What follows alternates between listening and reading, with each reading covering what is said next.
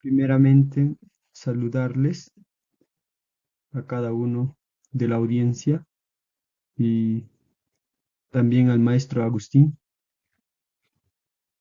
En este caso, nosotros vamos a tratar sobre el socialismo utópico, ¿no? Como primer integrante, mi persona, William Contreras Hassani. Como segundo, Cama Rosemary. Como tercero, Iván Taipe Galvez. Como tercero, Gabriela Cuchitineri Basilio. Y así vamos a dar la siguiente exposición.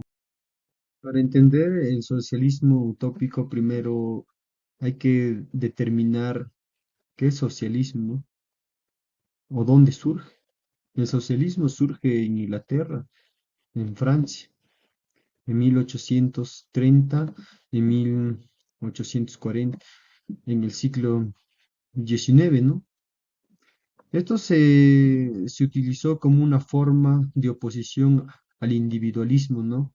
Realmente significó este, una protesta ante el sufrimiento de las masas que padecían en esos tiempos. E incluso en esos tiempos, en el siglo XVIII, habían, habían organizaciones, el sindicalismo, luego estaban las huelgas. ¿Por qué? Porque trabajaban en pésimas condiciones.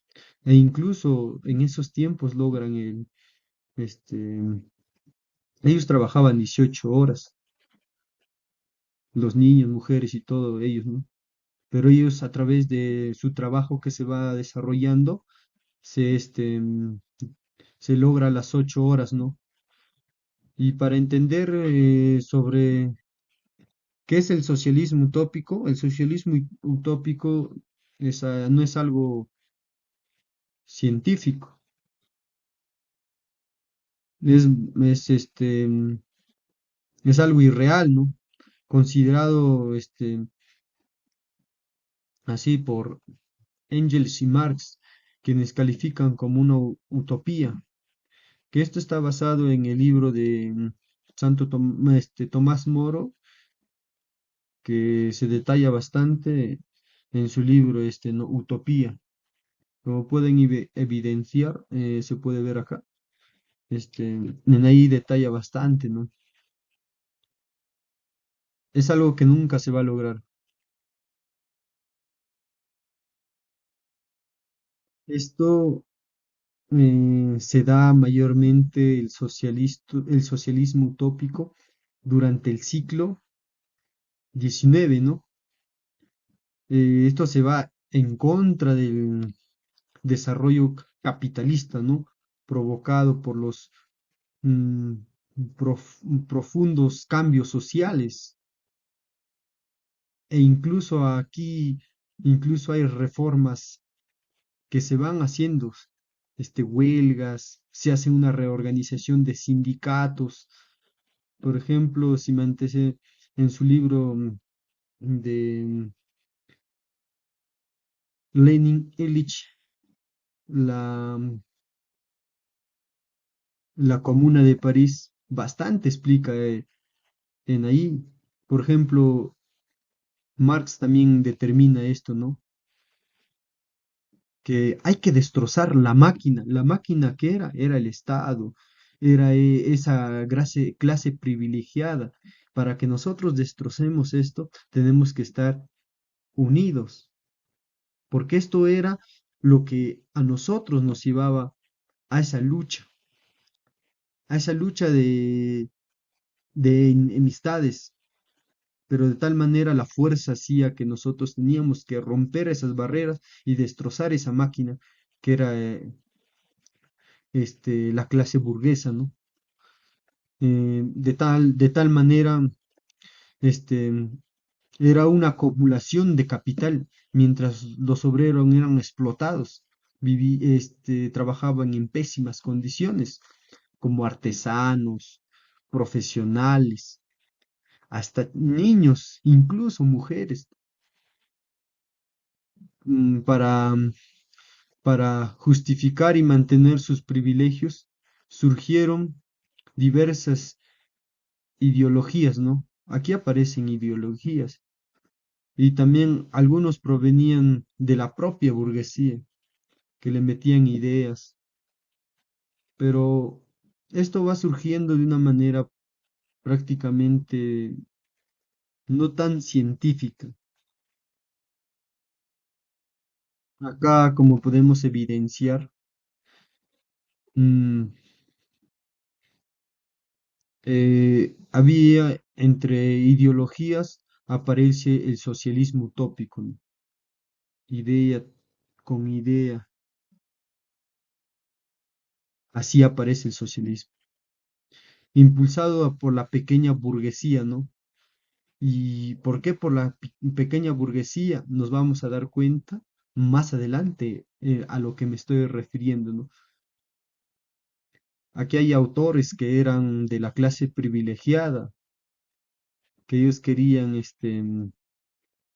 hacer todas las cosas sin fuerza, sin protestas, sin huelgas, nada, o sea, era pacífico para ellos. Sobre todo eso se dio en Francia, ¿no? También esta corriente aceptaba el sistema capitalista, defendía la propiedad privada, pero proponía reformas para mejorar la situación obrera, como la creación de cooperativas con ayuda de los burgueses. También acá, o sea, ellos hacían eso también con un sentido que tengan ese respaldo. Era también considerado ingenuo, ¿no? Y romántico, ya que no veía al proletariado como una fuerza política autónoma, ni, ni ponía a una lucha de clases clara. Y esto se venía dando de tal manera. Y así sucesivamente este proceso se va desarrollando a través de ideas, a través de ideologías, por parte de estos burgueses, ¿no? Y en las cuales en aquí también Marx mm, cita, ¿no? A los grandes burgueses, los pequeños burgueses, en su libro, ¿no? Manifiesto Comunista, ¿no? 1848, que se ha publicado. Maestro Agustín y compañeros todos quienes puedan visualizar este video, muy buenas tardes. Mi nombre es Rosemary Jamacedano y voy a proseguir con la exposición sobre el socialismo utópico. Bien, yo les voy a hablar sobre sus representantes más importantes y como primer representante tenemos a Henry de Saint-Simon. Nos dice que Henry de Saint-Simon nació en París, Francia, el 17 de octubre de 1760 y falleció en la misma ciudad un 19 de mayo de 1825. Henry de Saint-Simon fue un influyente pensador francés que fue considerado uno de los precursores del socialismo moderno. Henry de Saint-Simon pues era de origen noble que también participó en la independencia de las 13 colonias en América que se dio en Estados Unidos. También nos dice que su pensamiento influyó en el socialismo utópico y estuvo también fuertemente marcado por el positivismo. Entre 1818 y 1824 trabajó junto a Augusto Comte, quien más adelante pues estaría desarrollando lo que es la filosofía positivista. Asimismo, nos dice que Saint-Simon propuso una teoría del desarrollo social basado lo que es en leyes históricas. Según él, decía que cada etapa de la sociedad refleja el avance del conocimiento científico, y no solamente eso, sino también la moral y la religión. Esta evolución pues se da lo que es en tres fases, ¿no?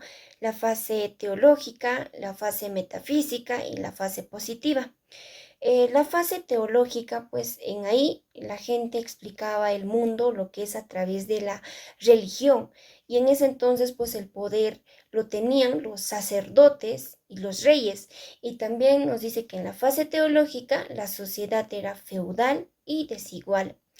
Y en la fase metafísica se empieza a usar la razón y la filosofía. ¿Para qué? Para entender el mundo. Entonces es ahí donde empieza a debilitarse el poder religioso y feudal. Y por último, pues tenemos lo que es la fase positiva, ¿no? En la fase positiva, la ciencia y la industria pues guían a la sociedad, ¿no? Ahí ya pues se busca el bienestar de todos, ¿con base a qué? Con base al conocimiento y al trabajo. Asimismo, Saint-Simon dividió la sociedad en dos clases, la clase ociosa y la clase productora.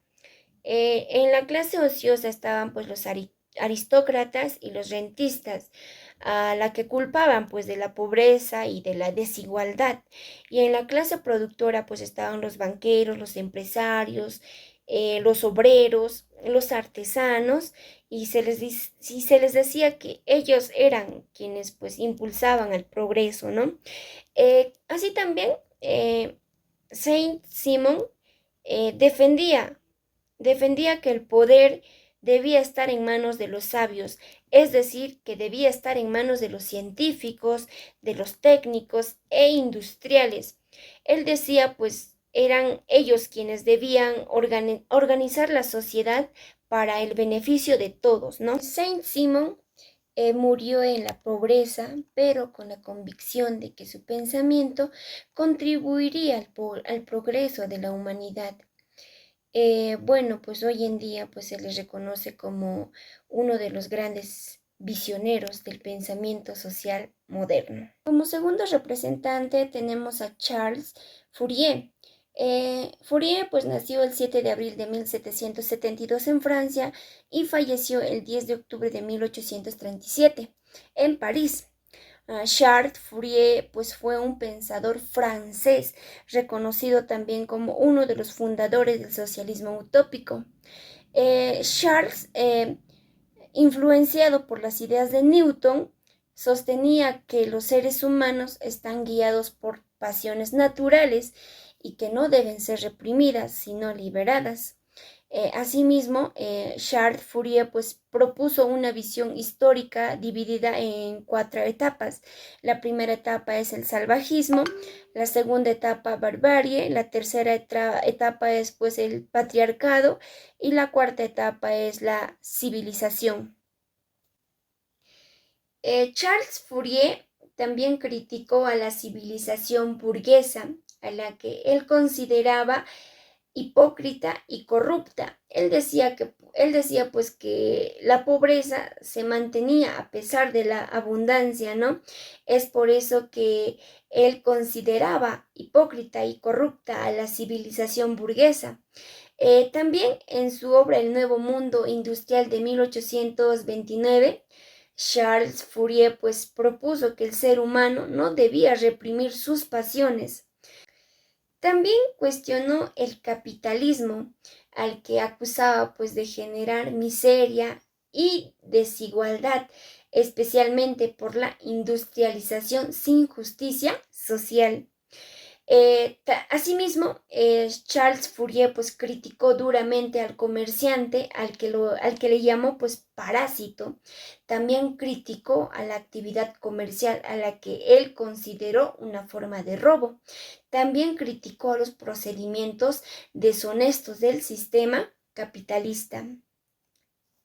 Entonces, Charles Fourier también propuso lo que es la creación de los falansterios, que eran pues comunidades cooperativas, ¿no? Donde las personas vivirían y trabajarían juntos de una forma o de una manera libre y armoniosa, ¿no? Es lo que él propuso. También se dice que algunos falansterios se llegaron a construir, pero fueron eliminados por Napoleón III. En conclusión, Charles Fourier pues también defendió la igualdad de género, ¿no? Afirmando que el grado de emancipación de la mujer es el barómetro del progreso social. Y como último representante tenemos a Robert Owen.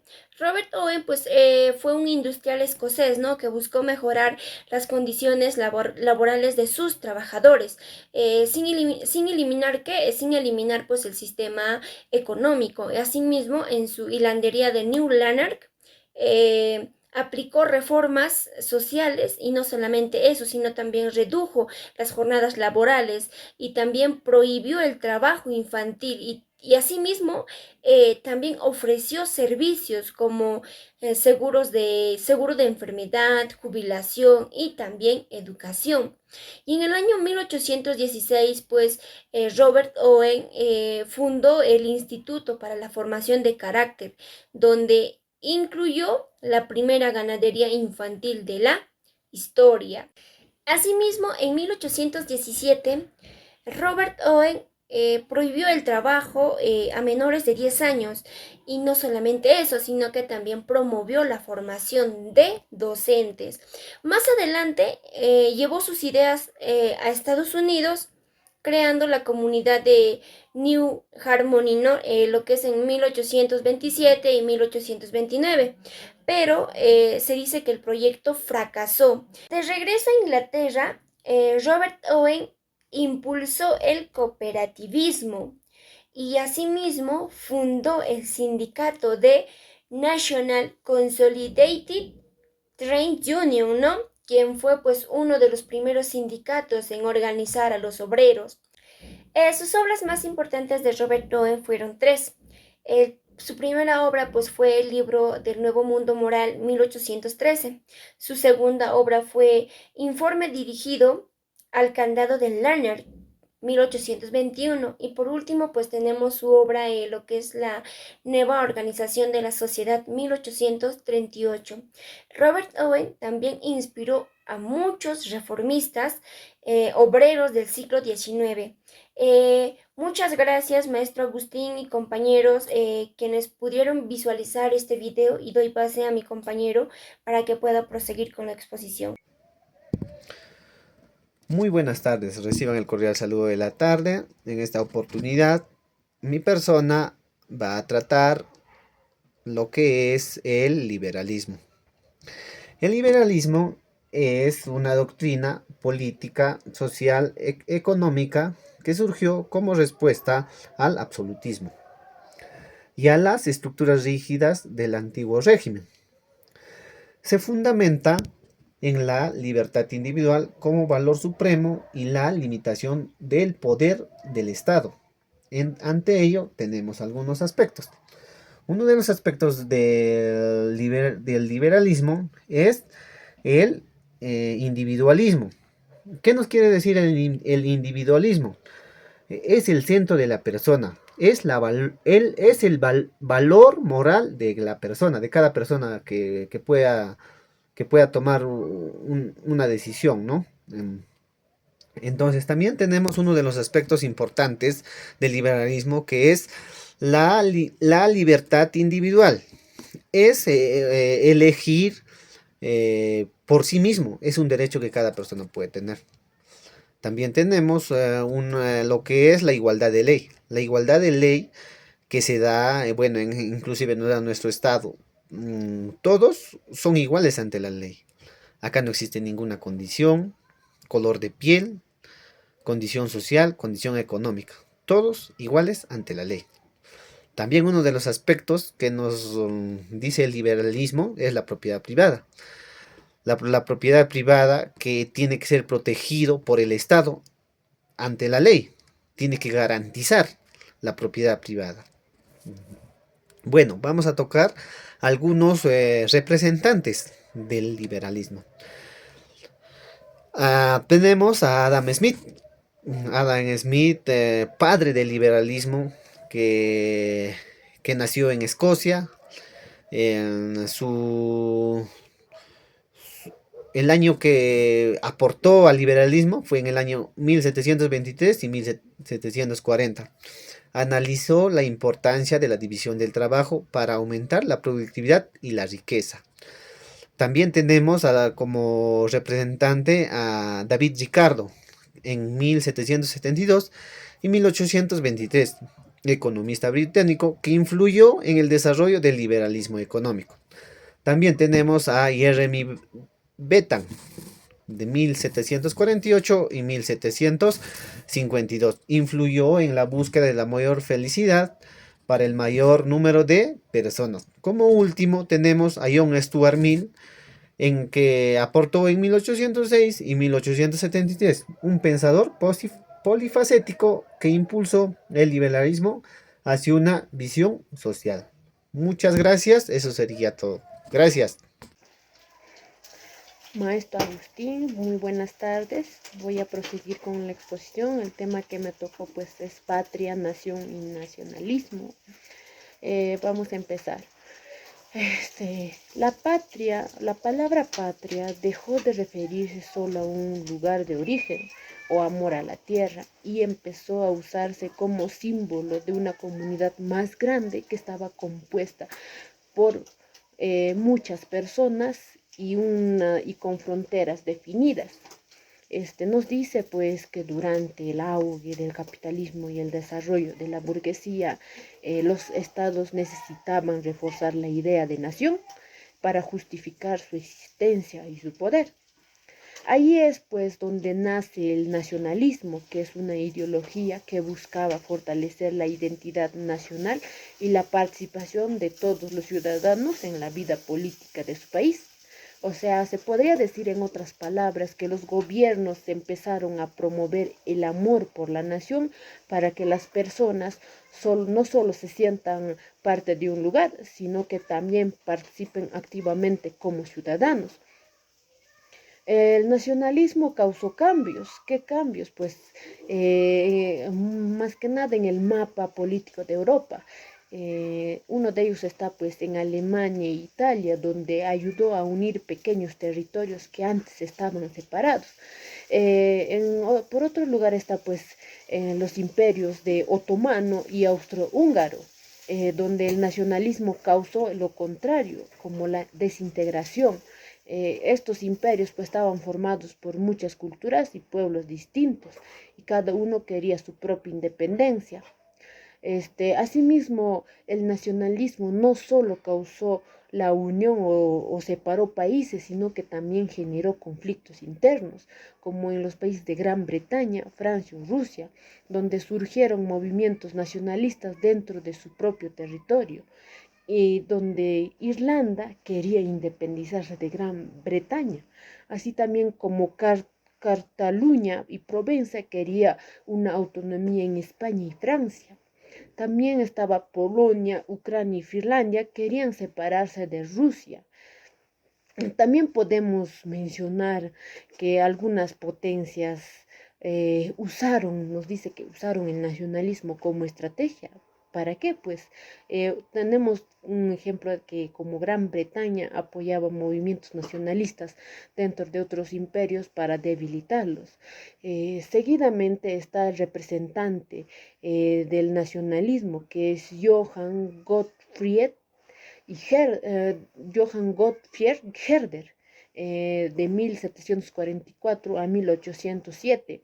¿Quién fue Herder? Fue un filósofo alemán que dijo algo muy importante, una pequeña frase. Nos dice pues que cada nación debe tener su propia cultura y no dejarse influenciar por culturas extranjeras.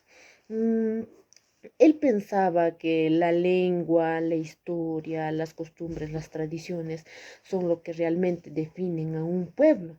Esta idea fue muy importante o clave para desarrollar el nacionalismo cultural que defiende el valor de cada cultura como única y irrepetible.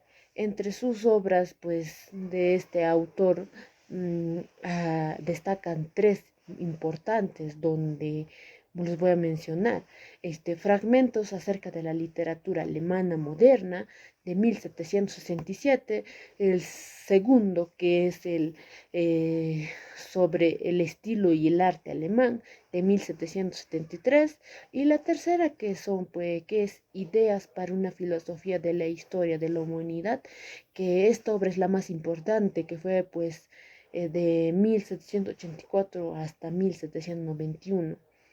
Eso sería todo, maestro. Muchas gracias.